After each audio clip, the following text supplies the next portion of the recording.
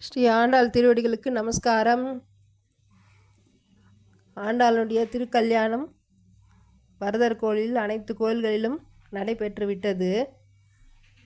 தன் திருமணம் எப்படி நடந்தது என்றே ஆண்டாள் தன் வாயாலேயே நாச்சியார் திருமொழியில் கனா கண்டேன் தோயினான் அப்படின்ற முறை மூலம் சொல்கிறாங்க. வாரணம் ஆயிரம் சூழ வலம் செய்து நாரணன் நம்பி நடக்கின்றான் என்றெதிர் பூரண பொற்குடம் வைத்து புறமெங்கும் தோரணம் நாட்ட கனா கண்டேன் தோழினான் அப்படின்றாங்க. அதாவது முன்னாடியே தோரணெல்லாம் நாட்டினாங்க. அப்புறம் காலை புகுத கனா கண்டேன், என்னம்மா நாளை வதுவை மனமென்று நாளிட்டு பானை கமு பரிசுடை பந்தல்லாம் போட்டாங்க. அப்புறம் இது கொடுப்பாங்க இல்லையா, கூரை கொடுப்பாங்க இல்லையா. அப்போது இந்திரன் முதலிட்ட தேவர்கள்லாம் சகோதரி, அதாவது பெருமாளுக்கு சகோதரி தானே, நாத்தனார் தானே அதெல்லாம் செய்வாங்க. அது விஷ்ணு துர்க்கை அம்மன் வந்தாங்களாம் கூட. அவங்களுக்கு மந்திர கோடி உடுத்தி மணமாலை அந்தரி சூட்ட கனா கண்டேன் அப்படின்னு சொல்கிறாங்க. அந்த மாதிரி ஒவ்வொரு என்னென்ன சடங்கு இருக்கோ கல்யாணத்தில் மத்தளம் கொண்டுச்சு, அப்புறம் மத்தளம் கொண்ட வரிசங்கம் நின்றூத முத்துடை தாமம் நிறை தாழ்ந்த பந்தர்கீழ் மைத்துனன் நம்பி மதுசூதன் மண்ணை கைத்தளம் பற்ற கனா கண்டேன், கைத்தற்றம் பட்டினாங்க அப்படின்னு சொல்கிறாங்க. அடுத்தது பார்த்திங்கன்னா நல்ல மறையோர்கள், அதை மந்திரம் சொல்கிறாங்கல்ல, நல்ல மந்திரங்கள் ஓதி அக்னிய வளம் கனா கண்டேன் அப்படின்னு சொல்கிறாங்க.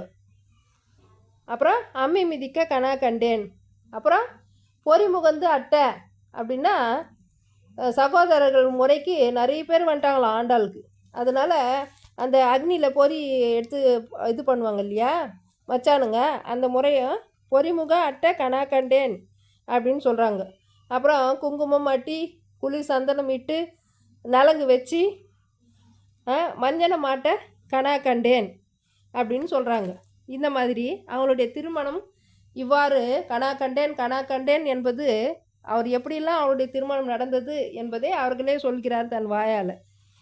அந்த மாதிரி அவருக்காக கண்ட கனாவனை யார் சொன்னாங்க?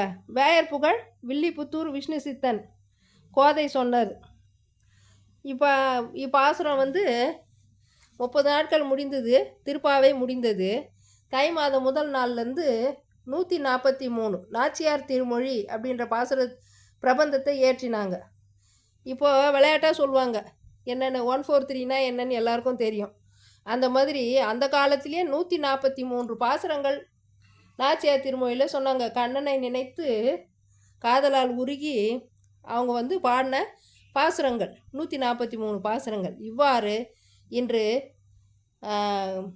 ஆண்டாளுடைய திருக்கல்யாண வைபோகம் அருமையாக நடைபெற்றது. நானும் அதை சென்று அழகாக சேவிச்சுட்டு வந்தேன். நீங்களும் கூட சேர்ந்து அதனுடைய ஃபோட்டோஸ்லாம் உங்களுக்கு வீடியோஸாக காமிக்கிறேன். அனைவரும் கோயிலுக்கு செல்ல முடியாதவர்கள் அனைவரும் இந்த வீடியோவை பார்த்து ஆண்டாள் அருளுக்கு பாத்திரம் வாங்கும்படி வேண்டிக் கொள்கிறேன்.